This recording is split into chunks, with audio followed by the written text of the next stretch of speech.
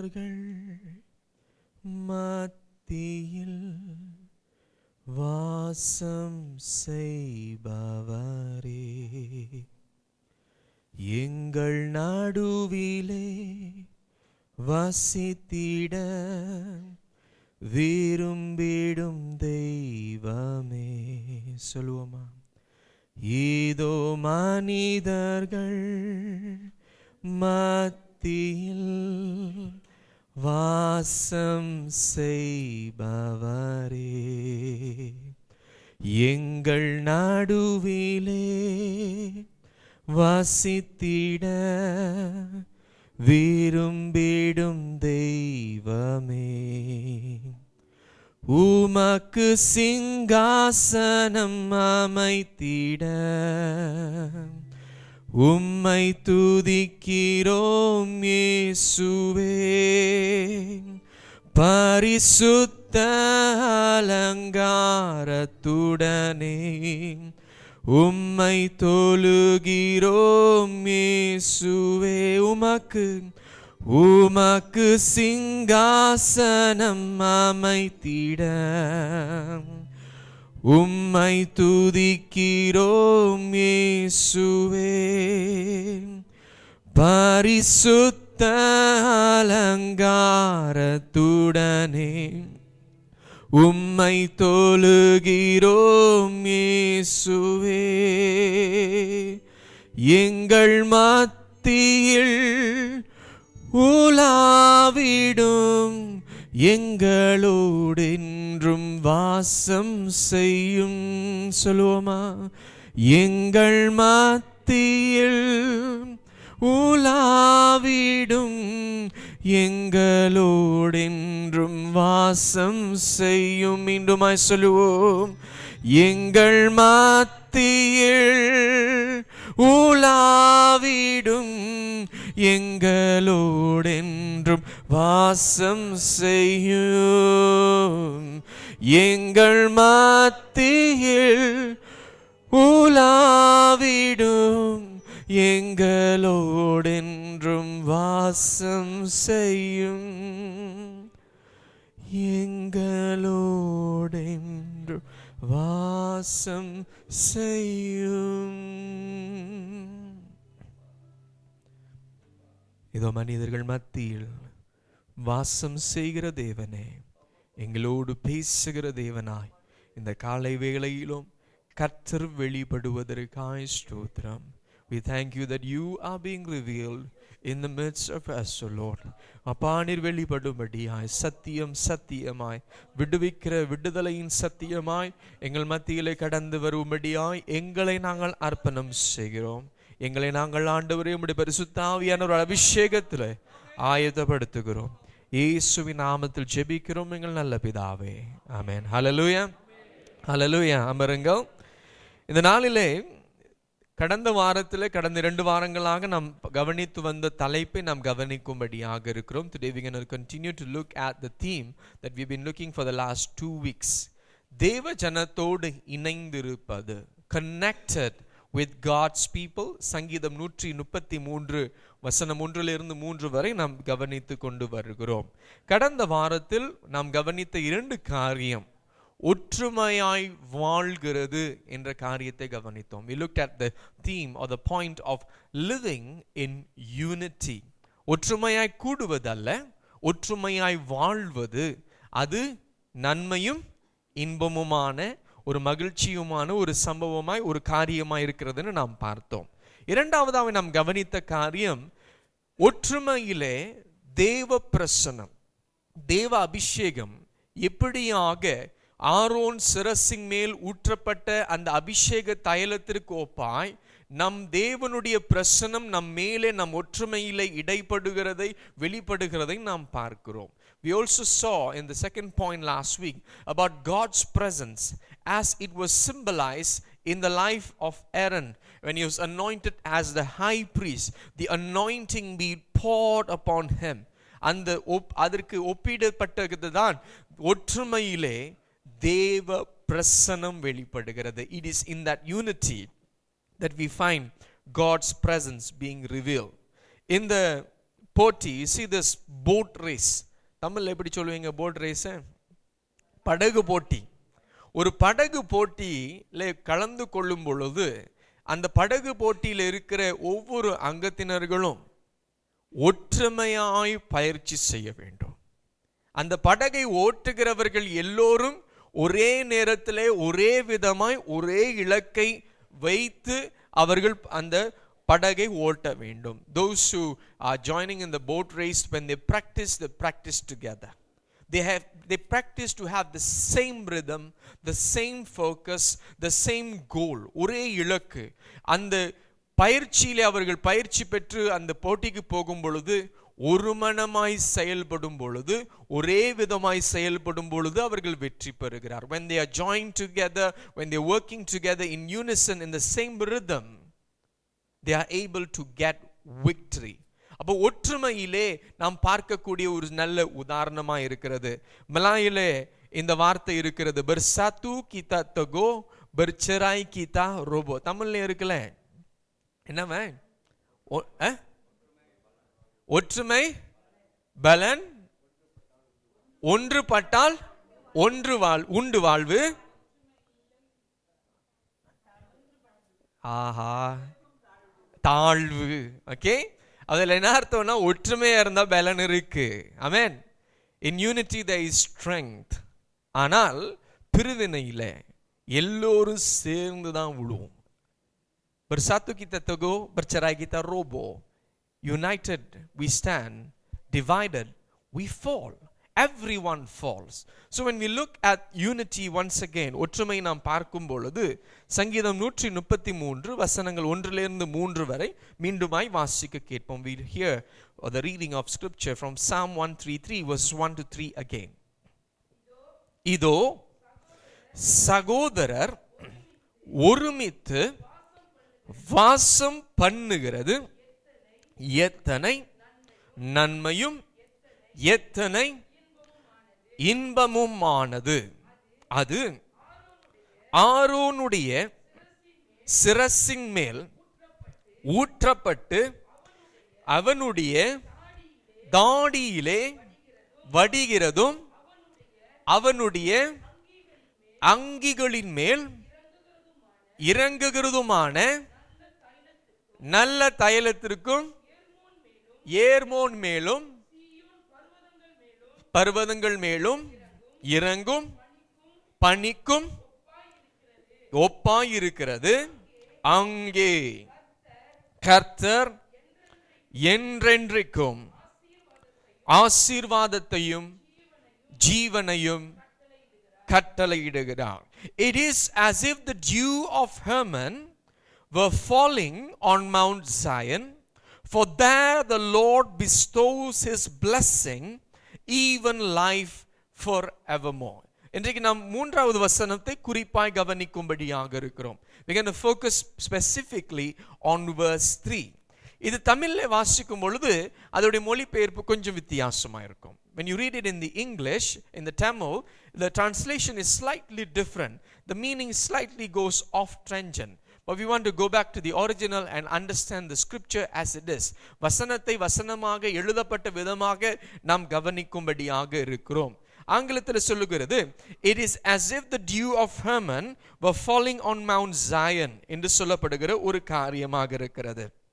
ஏர்மோன் மேல் விழும் எதிர்கோப்பாய் பனி. Alright, the dew, தமிழ் அப்படிதான் போட்டிருக்கு, பனிக்கு ஒப்பாய் இருக்கிறது என்று.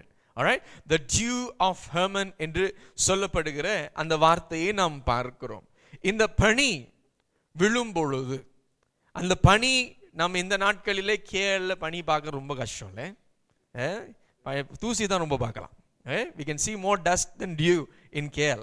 ஆனால் கொஞ்சம் குளிர்ச்சியான இடங்களுக்கு போகும் பொழுது பனி பார்க்கக்கூடிய ஒரு நல்ல வாய்ப்பு இருக்கு. If you go to a more cooler environment, you are able to see dew by yourself. So here the Bible speaks about dew on Mount Hermon. Hermon மலையின் மேல் ஊற்றப்படுகிற இறங்குகிற பனிக்கு ஒப்பாய் என்று வசனம் சொல்லுகிறது. ஏர்மோன் மலை என்று சொல்லும் பொழுது இஸ்ரவேல், அதாவது பலஸ்தீனிய பகுதியிலே உயர்ந்த ஒரு மலையாக லெபனான் என்ற பகுதியிலே அது இருக்கிறது. It is in the region of Lebanon where you find this being the highest peak, highest point in Israel or Palestine as you would call it. So Mount Hermon, அங்கே இறங்குகிற பனி அப்படியே என்ன ஆகிறது? ஸ்னோவா மாறுகிறது. Alright, the dew that falls on Mount Hermon eventually becomes snow. அந்த பனி கரையும் பொழுது, when the dew or the snow melts, அந்த பனி அப்படியே தண்ணீராய் மாறி யோர்தான் நதிக்குள்ளாக கடந்து போகிறது. So when the dew and the snow melts, it flows into the river Jordan and becomes the source of life for the river Jordan and the whole nation. அந்த தேசம் முழுவதற்கும் அது தண்ணீர் கொடுக்கிற ஒரு ஆசீர்வாதமாய் மாறுகிறது. ஆனால் வேதம் சொல்லுகிறது, ஏர்மோன் மலை மேலே ஊற்றப்படுகிற இல்ல இறங்குகிற பனி எங்கே இறங்குகிறதா? சீயோன் மலை மேலே. இதுதான் தமிழ் மொழிபெயர்ப்பிலே வித்தியாசம். ஏர்மோன் மலையின் மேல் இறங்குகிற பனி சீயோன் மலை மேல் இறங்குகிறது. So the dew that falls on Mount Hermon now is falling on Mount Zion. அப்ப சீயோன் மலையை பார்க்கும் பொழுது விசேஷவனமாய் சம்மர் சீசன்ஸ்ல, ரொம்ப சூடான நாட்களில, ரொம்ப வெயிலான நாட்களில, ரொம்ப வெயிலாக இருக்கும், சூடாக இருக்கும், அங்க பனி ஊத்தினா எப்படி இருக்கும்? ஏங்குவாங்க. இங்க கொஞ்சம் ஸ்னோ பெஞ்சா நல்லா இருக்குமே டியூரிங் சம்மர். ரொம்ப சூடா இருக்கும். இன்னைக்கு சூடா இருக்கிற நாட்களில் நாம் சொல்லுவோம், மழை வந்தா நல்லா இருக்குமே. ரொம்ப சூடா இருக்கும் போதும் மழை பெய்யும் பொழுது வெயில் வந்தா நல்லா இருக்குமே. மனுஷன் அப்படிதான், இது இருந்தா அது வேணும்னு, அது இருந்தா இது வேணும்னு சொல்லுவோம். when we have rain we look forward to the sun, when we have the sun we look forward to the rain. And so here in Mount Zion, so what is so interesting, என்ன வித்தியாசம் என்னவென்றால், ஏர்மோன் மலையின் மேல் விழுகிற பனி சீயோன் மலை மேல் விழும்படியாக வசனம் சொல்கிறது. நம்ம சிந்திக்க வைக்க வேண்டும். The dew that falls on Mount Hermon falling on Mount Zion, why is it so unique? Why is it so different? Because of the distance. இந்த இரண்டு மலைக்கும் இருக்கிற வித்தியாச தூரம், the distance between Mount Hermon and Mount Zion is about 161 kilometers. ஏறக்குறைய 161 kilometre தூரத்தில் இருக்கிறது. அப்ப அங்க இருக்கிற பனி எப்படி இங்க வரும்? அதுதான் அற்புதம் சொல்றார். That is a miracle. That is the miracle that David is prophesying. தாவீது சொல்லுகிற ஒரு தீர்க்க தரிசனம், பரிசுத்த ஆவியானவரோடு உரைக்கப்படுகிற இந்த உதாரணம் சொல்லுகிறார், ஏர்மோன் மேல் விழுகிற பனி சீயோன் மேல் வந்து விழுகிறதை சொல்லுகிறார். Hallelujah. He's speaking about the dew that will fall on Hermon. And now God is saying, I will transfer. Doesn't matter 161 kilometers na என்ன பெரிய விஷயமே இல்லை. 161 kilometers is no big issue. So he's using this imagery to speak about God's blessing being poured on unity. ஒற்றுமையிலே தேவனுடைய ஆசீர்வாதம் ஊற்றப்படுகிறதற்கு ஒரு உதாரணமாக இந்த காரியத்தை எடுத்து சொல்கிறதை பார்க்கிறோம். 3ஆம் வசனத்தை மீண்டுமாய் வாசிக்க கேட்போம். Verse 3 once again. ஏர்மோன் மேலும் சீயோன் பர்வதங்கள் மேலும் இறங்கும் பனிக்கும் ஒப்பாயிருக்கிறது. எங்கே? அங்கே சீயோன் மலையிலே அங்கே என்ன செய்கிறார் கர்த்தர்? என்றென்றைக்கும் ஆசீர்வாதத்தையும் ஜீவனையும். ஆமென். ஹல்லேலூயா. There the Lord bestows his blessing, even life forevermore. ஒற்றுமையிலே ஆசீர்வாதம். ஒற்றுமையே ஆசீர்வாதம் தான். Unity by itself is a blessing. ஒற்றுமையே நாம் இணைந்து இருக்கும் பொழுது, ஒரு மனமாய் இருக்கும் பொழுது, அது குடும்பமாய் இருக்கலாம், வேலையிடமாய் இருக்கலாம், சபையா இருக்கலாம், அங்க ஒரு மனம் ஒற்றுமை இருக்கும் பொழுது அதுவே ஆசீர்வாதம் என்று நாம் ஏற்றுக்கொள்கிறோம். ஆமென். When we live in a context of unity, whether it's in our family, it's on our workplace, it's in the church or any other context, when there's unity there, that itself is a blessing.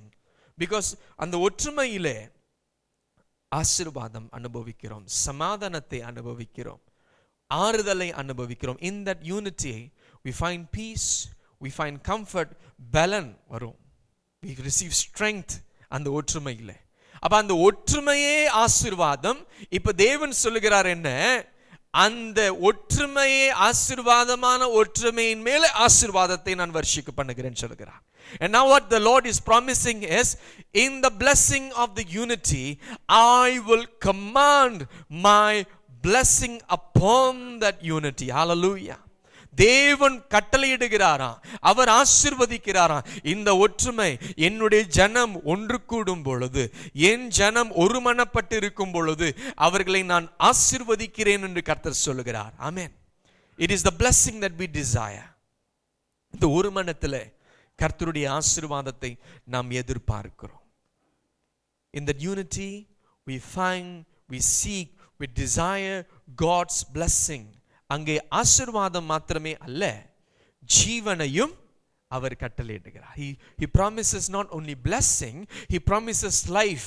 அந்த ஒற்றுமையிலே ஒரு ஜீவன் உண்டாகும். ரட்சிக்கப்படாத ஆண்டவரை அறியாத ஒரு நபர் இந்த ஐக்கியத்திற்குள்ளாய் வரும் பொழுது அவர் அனுபவிக்கிற காரியம் என்ன? ஆசீர்வாதமும் ஜீவனும். ஆறுதல் இல்லாமல், ஒன்றும் இல்லாமல், ஒன்று இல்லாத நிலையில ஒரு நபர் இந்த ஐக்கியத்திற்குள்ளாய் வரும் பொழுது அவன் பெறுகிறது கர்த்தருடைய ஆசீர்வாதம், அன்பின் ஐக்கியம். அங்கே அவனுக்கு புது ஒரு ஜீவன் வருகிறது. When somebody new walks into this fellowship, he experiences the blessing of that unity, the blessing of the brotherhood and sisterhood of believers. He experiences a new life, a new beginning. God gives something new, a new fresh beginning. போன வாரத்தில் மத்திய 18ஆம் அதிகாரம் 20வது வசனத்தை வாசித்தோம். Last week we looked at Matthew chapter 18 verse 20. அங்க என்ன சொல்லுகிறது? எங்கே 2-3 பேர் நாமத்தினாலே கூடி இருக்கிறார்களோ அவர்கள் மத்தியில் இருக்கிறேன் என்று சொன்னவர். ஆமென். So we heard from Matthew chapter 18 verse 20. இன்றைக்கு அந்த வசனத்திற்கு முதல் வசனம் 19வது வசனம், அதற்கு முன்னே வருகிற வசனத்தை நாம் கவனிக்கும்படியாக இருக்கிறோம். ஒற்றுமையிலே ஒருமனப்பட்டிருக்கும் பொழுது என்ன ஆசீர்வாதம்? When you're united, when you're together, what blessing is being promised to us in Matthew chapter 18 verse 19. Sorry, 18:19. வாசிங்க. அல்லாமலும் உங்களில் 2 பேர் தாங்கள் வேண்டிக் கொள்ள போகிற எந்த காரியத்தை குறித்தாகிலும் பூமியிலே ஒரு மனப்பட்டு இருந்தால் பரலோகத்தில் இருக்கிற என் பிதாவினால் அது அவர்களுக்கு உண்டாகும் என்று உங்களுக்கு சொல்லுகிறேன். Jesus makes a promise and he says, again truly I tell you that if 2 of you on earth agree about anything they ask for, it will be done for them by my Father in heaven. அப்ப ஒற்றுமையிலே ஆசீர்வாதம் என்று சொன்னோம். There is a blessing in that unity, and this is a promise that we see being fulfilled, or when we do this it is fulfilled. இதை செய்யும் பொழுது இது நிறைவேறுகிறதுன்னு பார்க்கிறோம். என்ன செய்யணும்? 2 பேர். 10 பேர் ஆண்டவர் கேட்டிருந்தா கொஞ்சம் கஷ்டமா இருந்திருக்கும்ல. If Jesus would have asked for 10 people, then it would have been very difficult to get 10 people. 10 people to do what? Agree on one thing. ஒரே காரியம், ஒரே நோக்கம், ஒரே காரியத்திற்காக ஜெபிக்கிற ஆண்டவர் எத்தனை பேர் எதிர்பார்க்கிறார்? 2 பேர். இந்த 2 பேர் என்ன செய்யணும்? அந்த வசனத்தை வாசிங்க மீண்டும். அல்லாமலும் உங்களில் 2 பேர் தாங்கள் வேண்டிக் கொள்ள போகிற எந்த காரியத்தில் குறித்தாகிலும் பூமியிலே ஒருமனப்பட்டு. இது ஜெபித்த பிறகு ஜெபித்திற்கு முன்னைய வாசிங்க சொல்லுங்க. ஜெபிப்பதற்கு முன்பாக 2 பேர் உட்கார்ந்து பேசணும். அதான் இயேசு சொல்றாரு. So 2 people before they pray, they sit down and say, brother, sister, எதுக்காக ப்ரே பண்ணலாம்? நான் ரஷ்யாக்காக ப்ரே பண்ணலாம்னு நினைக்கிறேன். இல்ல நான் சைனா தான் ஆண்டவர் சொல்லிட்டு இருக்காரு. இல்ல ரஷ்யா தான், இல்ல சைனா தான், ரஷ்யா தான், சைனா தான். என்ன ஆகும்? போரே அங்க நடக்கும். World War 3 நடக்கும் அங்க. ஒரு மனம், ஒரே காரியம், ஒரே நோக்கம், ஒரே சிந்தை. இரண்டு பேருக்குள்ளே வருவது போராட்டமான ஒரு காரியம், சுலபமான ஒரு காரியம் அல்ல. ஏன்னா நம்மளுடைய சிந்தனை எல்லாம் வெவ்வேறு, நம்முடைய வளர்ப்பு விதம் வேறு, நம்முடைய அனுபவங்கள் வேறு. To get two people together and to agree on something, it is not an easy task. It is very challenging. We have our two minds, two perspectives, two experiences coming together, and everyone seems to think he or she is right. நான் தான் சரி, எனக்கு தான் தெரியும், நான் தான் அனுபவசாலி என்று ஒரு நபர் உட்கார்ந்து இருந்தால் அந்த ஐக்கியம், அந்த கூடுகை ஒருமனப்பட முடியாது. You cannot come to unity if everyone says I am right. ஆனால் அங்கே இயேசு சொல்லுகிறார், இந்த ஜெபிப்பதற்கு முன்னே கூட ஒரு மனம் வர வேண்டும். Even before we pray, even before we start praying, there must be some form of unity that comes. So நாம் செய்கிற சில உதாரணம், பாடல் பாடுவோம், எல்லாரும் ஒரே பாடல் பாடுவோம். 5 பேர் இருந்தா 5 பேர் 5 பாட்டு பாடினா எப்படி இருக்கும்? ரொம்ப அட்டகாசமா இருக்கும்ல. Alright, if 5 people gather together and they sing 5 different songs, it will be very messy, very ugly to hear that song. என்னையா பாடிட்டு இருக்காங்க? அப்போ ஒருமனப்படும் பொழுது இயேசு சொல்லுகிறார், அந்த 2 பேர் கூடி, குறைந்தது 2 பேர் ஒருமனப்பட்டு இந்த காரியத்திற்காக ஜெபிக்கலாமா? Can we gather together and pray for this particular thing? We pray together. அந்த ஜெபிக்கும் பொழுது அங்கே ஒரு காரியத்தை கர்த்தர் வாக்கு கொடுக்கிறார். When you pray together, the Lord makes a promise. அதே வசனத்தை மீண்டும் வாசிங்க. அல்லாமலும் உங்களில் 2 பேர் தாங்கள் வேண்டிக் கொள்ள போகிற எந்த காரியத்தை குறித்தாகிலும் பூமியிலே ஒருமனப்பட்டு இருந்தால், பரலோகத்தில் இருக்கிற ஏர்மோன் மலைக்கும் மேலாக இருக்கிற, ஆமென், the God who is in heaven, who is higher than the dew of Hermon, higher than Mount Hermon, பரலோகத்தில் இருக்கிற என் பிதாவினால் அது அவர்களுக்கு உண்டாகும் என்று உங்களுக்கு சொல்லுகிறேன். ஆமென். பதில் கிடைக்கிற ஜெபங்கள் வாக்கு கொடுக்கிறார். யாருக்கும் சந்தோஷம் இல்லை போல, பதில் கிடைச்சா கிடைக்கணும், நடந்தா நடக்கட்டும், பரவாயில்ல. பட் அதுதான் ஆண்டவர் வாக்கு கொடுக்கிறார். He is giving us a promise of answered prayer. It will be done for them. தமிழ்ல கேட்கும் பொழுது அது உண்டாகும், அது உருவாகும், அந்த பதில் கர்த்தர் செய்வார். ஹல்லேலூயா.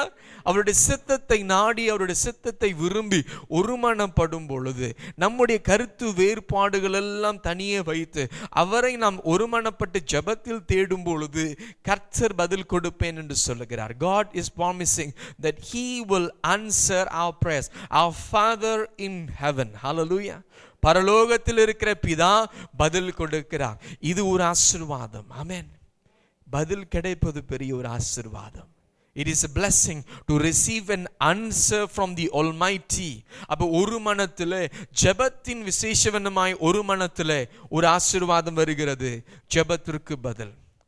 இது சன்ஃப்ளவர்ஸ், தமிழ்ல சூரியகாந்தி பூன்னு சொல்லுவீங்களா? alright, சன்ஃப்ளவர்ஸ் என்று சொல்லும் பொழுது அதற்கு கொடுக்கப்பட்ட பெயர் பார்ப்போம். சூரியகாந்தி பூ என்று சொல்லும் பொழுது அதற்கு ஏன் சூரியகாந்தி பூ என்று சொல்லப்படுகிறது? ஒன்று, பார்க்கிறதற்கு சூரியனை போல் இருக்கிறது. One example is it looks like the sun. இரண்டாவது, சூரியனை பின்பற்றும். சூரியன் உதிக்கும் பொழுதும் சூரியன் மறையும் பொழுதும் அந்த சூரியனையே பின்பற்றிக்கிட்டே இருக்கும். அந்த சூரியகாந்தி தோட்டத்தில் நீங்க போய் பார்த்தா அதை கவனிக்க கூடும். When you go to the sunflower field, one of the things you will observe is the sunflowers, whether it is already bloomed or not, it follows the sun. அது பார்க்கிறதுக்கு அவ்வளவு அழகாக இருக்கும். எல்லாமே ஒற்றுமையா, இயற்கையில கூட ஒற்றுமை அவ்வளவு அழகாக ஆண்டவர் படைத்திருக்கிறார். Even in nature, God has brought about so much of unity as an example to us. நமக்கு ஒரு உதாரணமாய் ஆண்டவர் அழகாய் சிருஷ்டித்திருக்கிறார், அழகாய் உருவாக்கி இருக்கிறார். அப்ப சூரியகாந்தி பூவை போல நம் ஒருமனப்பட்டு சூரியனை பார்க்கிறதல்ல, நம்முடைய பிதாவை பார்ப்பது, அவருடைய குமாரனை பார்ப்பது, அவருடைய பரிசுத்த ஆவியானவரை பார்க்கிற அந்த ஒரே நோக்கமாய் இருக்க வேண்டும். So when we look at the sun, when the sunflowers look at the sun, rather we look at the Father, the Son and the Holy Spirit. We look at them together. எல்லாரும் நம்ம அப்பான்னு கூப்பிடும் பொழுது அப்பாவுடைய பிள்ளைகளாய் மாறி விடுகிறோம். ஆமென். When we call him Father, he makes us all his children. அப்ப அப்பாவை கூப்பிடுகிற பிள்ளைகள் ஒரு மனப்படும் பொழுது, அப்ப ஒரு மனப்படுகிறது. இன்றைக்கு கூடி இருக்கிற இந்த கூடுகை ஒரு மனம் தான் சொல்லக்கூடும். We can call this unity, the gathering of the worshippers this morning, as also a unity. ஒற்றுமை. ஆனால் இந்த ஒற்றுமை போதாது. This unity is not sufficient. ஒற்றுமைக்காக நாம் வாஞ்சிக்க வேண்டும், ஒற்றுமைக்காக நாம் பிரயாசிக்க வேண்டும், ஒற்றுமைக்காக தியாகத்தோடு நாம் செயல்பட வேண்டும். We must desire unity, we must seek unity, we must sacrificially desire and search, work towards unity. இந்த ஒற்றுமை எப்படி அதிகமாய் தேட முடியும்? சில உதாரணங்கள் நம்முடைய சபையிலே நான் சொல்லுகிறேன். வீட்டு கூட்டங்கள், அதாவது செல் குரூப்ஸ் என்று சொல்லுகிற ஊழியங்கள் நடைபெற்று கொண்டிருக்கிறது. we have cell groups. எத்தனை பேர் செல் குரூப்ஸ் ஜாயின் பண்ணியிருக்கீங்க? கை உயர்த்துறீங்களா? எத்தனை பேர் நான் செல் குரூப் ஜாயின் பண்ணியிருக்கேன்? ஒரு முறையாவது தலையாவது காட்டியிருக்கீங்க, தலையாவது காட்டியிருக்கீங்க. ஓகே, நன்றி. ஓகே, அப்ப அநேகர் இந்த செல் குரூப் ஐக்கியத்தில் ஒன்றும் பங்கு கொள்ளாமல் இருக்கிறீங்க. இந்த ஒற்றுமை நாடாமலோ இல்லை ஒற்றுமை நாடுவதற்கு நேரம் கிடைக்கல பாஸ்டர், நிறைய காரணங்கள் இருக்கும். காரணங்கள் சொன்னால் செர்மனுக்கு நேரம் பத்தாது. ஆனால் பாருங்க, காரணங்கள் இருப்பினும், அதனால தான் சொன்னேன் தியாகத்தோடு ஒற்றுமையை தேடுவது. That is why I mentioned just now, sacrificially seek unity. ஒற்றுமையை நாட வேண்டும், ஒற்றுமை விரும்ப வேண்டும். என்னுடைய காரியங்கள் இருப்பினும், என்னுடைய முக்கியமான காரியங்கள் இருப்பினும், வேலை இருப்பினும், குடும்பம் இருப்பினும், நிறைய பொறுப்புகள் இருப்பினும், ஆனால் ஒற்றுமை, தேவ ஜனத்தோடு ஒருமனப்படுவதை நான் நாடப் போகிறேன். அப்ப செல் குரூப் ஊழியத்தின் மூலமாக நீங்கள் இதை பங்கு கொள்ள முடியும். You can desire and seek this through the cell group ministry that is happening in different areas. இதை குறித்து தெரியணும் என்றால் எங்களை சந்தித்து நீங்க பேசுங்க. இந்த குரூப் எங்க இருக்கிறாங்க, நான் போகணுமே, நான் கலந்து கொள்ளணுமே. அதே நேரத்தில் மற்ற ஊழியங்களும் இருக்கிறது. என்ன ஊழியங்கள் இருக்கிறது? நம்முடைய சபையில குழுக்கள், தனித்தனி குழுக்கள் இருக்கிறது. We have different various ministry groups in our own church. Golden circle, தங்கவட்டம், இந்த ஐக்கியம் இருக்கிறது. ஆண்கள் மென்ஸ் ஃபெலோஷிப் ஐக்கியம் இருக்கிறது, உமன்ஸ் ஃபெலோஷிப் ஐக்கியம் இருக்கிறது, யங் அடல்ட்ஸ் ஐக்கியம் இருக்கிறது, யூத் ஃபெலோஷிப் இருக்கிறது, சண்டே ஸ்கூல் இருக்கிறது, கோயர் இருக்கிறார்கள். நிறைய ஊழியங்கள் நடைபெற்று கொண்டிருக்கணும். நாம் அதிகமான நேரத்தில் பங்கு கொள்ளுகிறதற்கு அவ்வளோ ஆசைப்படுறதில்லை. நம்ம வெளியே இருந்துருவோம். ஐயா, நம்ம வெளியே இருந்தால் நமக்கு பாதுகாப்புன்னு நினைக்கிறோம். ஆனால் ஐக்கியத்தை தேடணும். We must desire to be part of this fellowship. I want to meet my brothers and sisters. என்னுடைய சகோதர சகோதரிகளோடு நான் ஐக்கியப்பெறும்படியாக, இணைந்திருக்கும்படியாக விரும்புகிறேன், வாஞ்சிக்கிறேன் என்று நாம் நாட வேண்டும். அப்ப இந்த விதமான உதாரணங்கள், இந்த விதமான ஊழியங்களிலே நாம் அனைவரோடு, மற்றவர்களோடு ஐக்கியம் கொள்ளும்படியான வாய்ப்பு இருக்கிறது. இந்த சங்கீதத்திலே சார்ந்து 3 காரியங்களை நாம் வாசித்திருக்கிறோம், கவனித்திருக்கிறோம். We have looked at 3 things based on this psalm alone. ஒற்றுமையை குறித்து. முதலாவது, ஒற்றுமையாய் வாழ கற்றுக்கொள்ள வேண்டும். ஒற்றுமையாய் வாழும் பொழுது அது நன்மையும் இன்பமுமான ஒரு காரியமா இருக்கிறது. அந்த ஒற்றுமையிலே தேவன் வாசம் செய்கிறார். ஆமென். In that unity, God is present.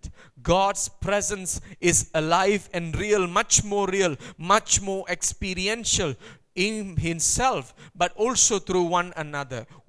ஒருவருக்குள்ளாகவும் பரிசுத்த ஆவியானவர் தேவன் வாசம் செய்து செயல்படுகிறார். அந்த ஐக்கியத்திலும் அவர் செயல்படுகிறவராக இருக்கிறார். அந்த ஒற்றுமையிலே 3வது காரியம் பார்க்கிறோம், ஆசீர்வாதமும் ஜீவனும் உண்டாகும். ஆமென். In that unity, God's blessing and God's life is poured and commanded into our life. இயேசு நம் மத்தியில். Stability through unity. Stability தமிழ்ல என்ன சொல்லுவீங்க? நிலைத்தன்மை. இந்த வார்த்தை ஆண்டவருடைய இருதயத்தில் சில வாரங்களுக்கு முன்பாக போட்டான். ஸ்டெபிலிட்டி, நிலைத்தன்மை ஒற்றுமைக்கு முக்கியம். ஒற்றுமையின் மூலமாக நிலைத்தன்மை உண்டாகும். Stability comes through unity and unity brings about stability. நிலைத்தன்மை இருக்கும் பொழுதுதான் கப்பல் முன் செல்ல முடியும். ஆமென்.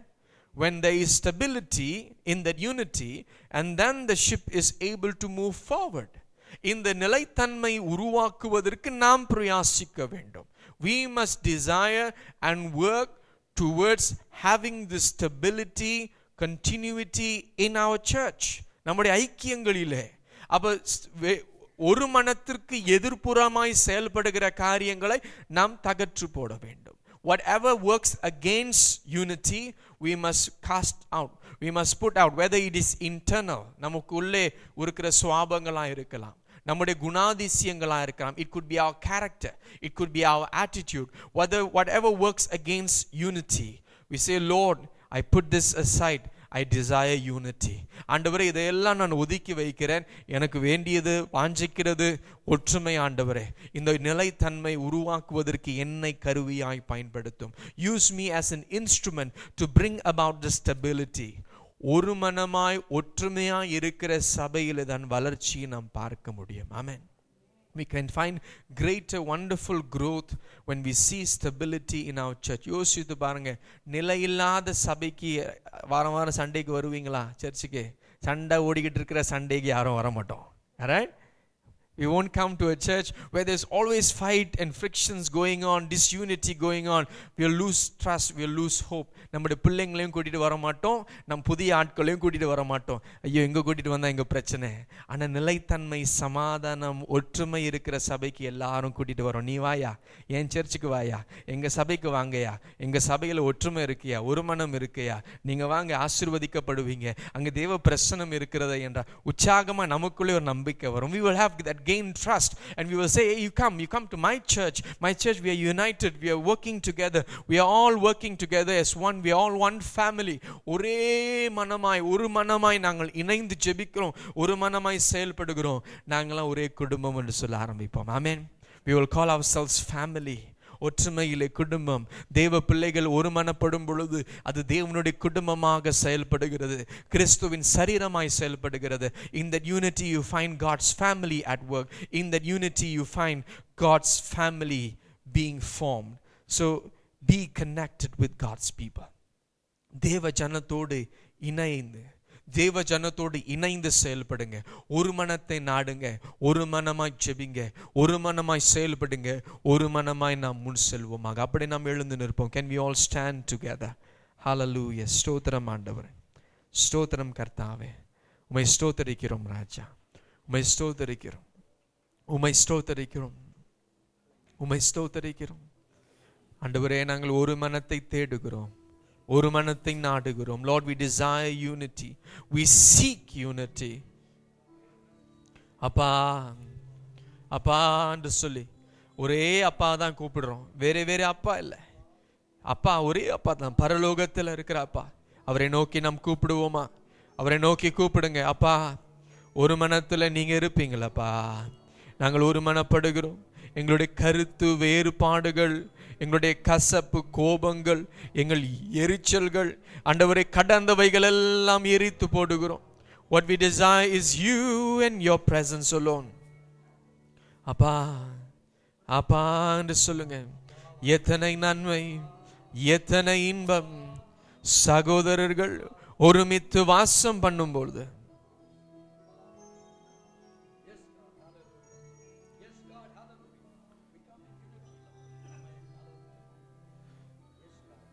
சொல்லுவோம், எத்தனை நன்மை, எத்தனை இன்பம் சகோதரர்கள் ஒருமித்து வாசம் பண்ணும்போது. எத்தனை நன்மை, எத்தனை இன்பம் சகோதரர்கள் ஒருமித்து வாசம் பண்ணும்போது. மீண்டுமாய், எத்தனை நன்மை, எத்தனை இன்பம் இன்னும் சத்தமாய் ஒரு மனமாய் சொல்லுவோமா? எத்தனை நன்மை. இன்னும் சத்தமாய் உள்ளத்திலிருந்து சகோதரர்கள் ஒருமேத்து வாசம் பண்ணும்போது மீண்டுமா எத்தனை நன்மை. அந்த நன்மை ஊற்றுங்கப்பா. வாசம் பண்ணும்போது அது ஆரோன் தலையில் ஊற்றப்பட்ட நறுமணம். அது ஆரோன் தலையில் ஊற்றப்பட்ட நறுமணம். முகத்திலிருந்து வழிந்தோடி உடையை நனைக்கும். முகத்திலிருந்து வழிந்தோடி உடையை நனைக்கும். எத்தனை நன்மை, எத்தனை இன்பம், எத்தனை நன்மை, எத்தனை இன்பம். சகோதரர்கள் ஒருமேத்து வாசம் பண்ணும்போது எத்தனை நன்மை. ஓ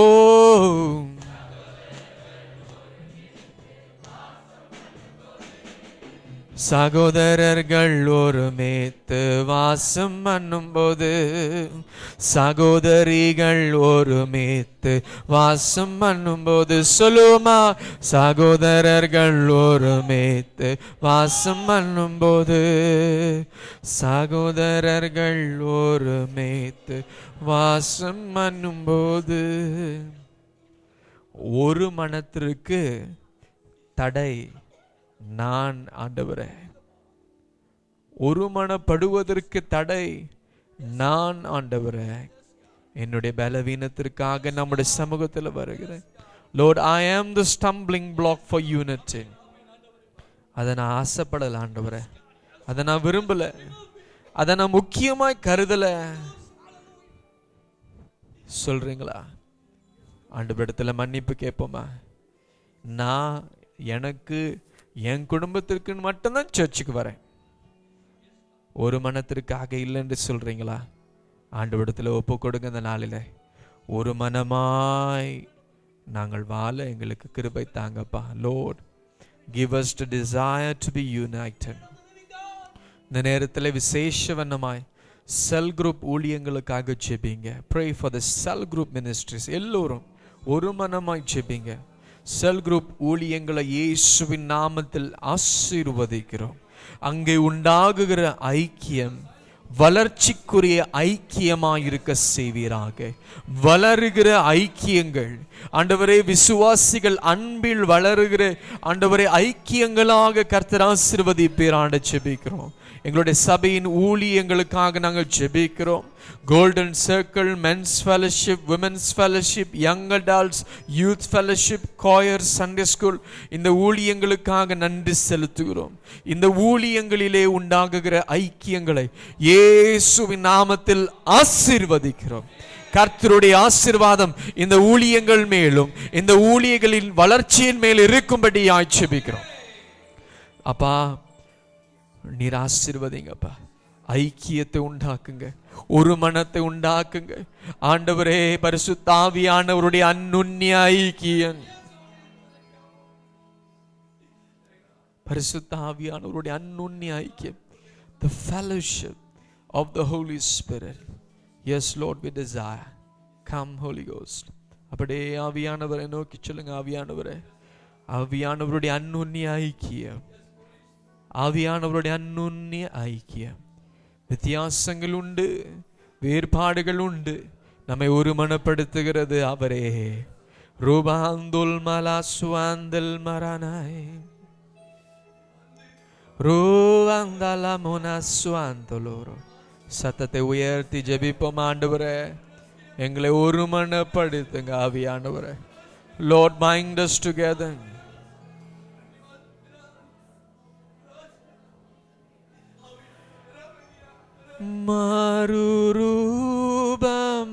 மறுரூபமாக்கிடு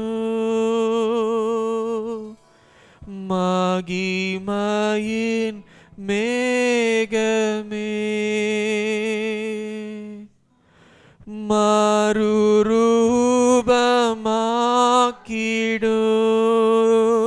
சொல்லுவோமா? மகிமையின் மேகமே உம்முக சாயலாய் உருமாற்றும் தெய்வமே சொல்லுவோம். உம்முக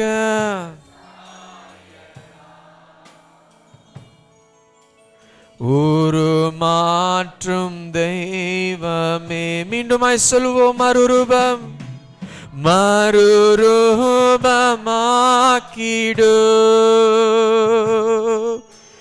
மகிமையின்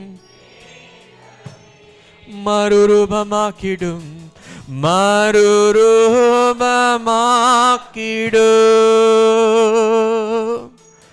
மகிமையின் உம்முக சாயலாய் உம்முக சாயலாய் உருமாற்றும் தெய்வமே உம்முக சாயலாய் உருமாற்றும் தெய்வமே உம்முக சாயலாய் உம்முக சாயலாய்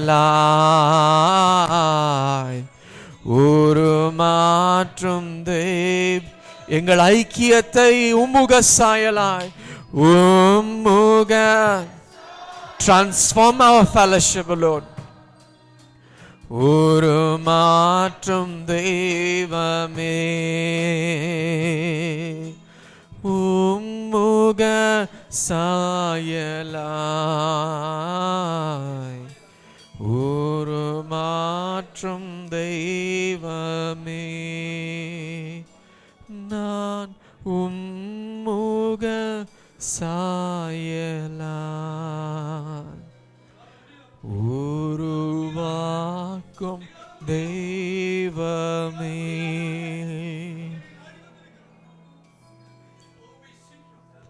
என்னாகமம் 11:9 சொல்லுகிறது, அந்த பனி இறங்கின பொழுது அங்கே மன்னா உண்டானது. அந்த ஏர்மோன் மலையின் மேல் இறங்குகிற பனியின் மூலமாய் கர்த்தருடைய ஆசீர்வாதம் உங்கள் மேல் இப்படி இறங்குகிற நேரம், அப்படியே நிரப்புகிற நேரம். எங்களை நிரப்புங்கப்பா. Fill us, O Lord. அன்பினாவி அன்பினாவி அன்பினாவியானவர், ஐக்கியத்தின் ஆவியானவர், அபிஷேகத்தின் ஆவியானவர் நிரப்புங்க ஆண்டவரே. Lord, bind us together with your presence, with your anointing, with your grace, with your mercy, with your love. ஆவியானவரே ஆவியானவரே ஆவியானவரே எங்களை அபிஷேகி ஒன்றுபடுத்துங்க. எங்களை அபிஷேகித்து ஒருமனப்படுத்துங்க ஆண்டவரே. வித்தியாசங்கள் வேறுபாடுகள் ஆண்டவரே எல்லாம் எடுத்து போடுங்க. ஒரு மனத்தை நாட, ஒரு மனத்தை தேட நாங்கள் எங்களை அர்ப்பணம் செய்கிறோம், ஒப்பு கொடுக்கிறோம் ஆண்டவரே. We surrender and submit that we desire and seek sacrificially unity in the Holy Spirit. வாஞ்சித்து நாடி தியாகத்தோடு பரிசுத்த ஆவியானவருக்குள் உருவாகுகிற அந்த ஐக்கியத்தை நாடுவோம், தேடுவோம் என்று ஒப்பு கொடுக்கிறோம் ஆண்டவரே. இயேசு கிறிஸ்துவின் நாமத்தில் ஜெபிக்கிறோம் எங்கள் நல்ல பிதாவே. ஆமென். ஹalleluya. ஹalleluya. கரம் தட்டி ஆண்டவருக்கு ஹalleluya.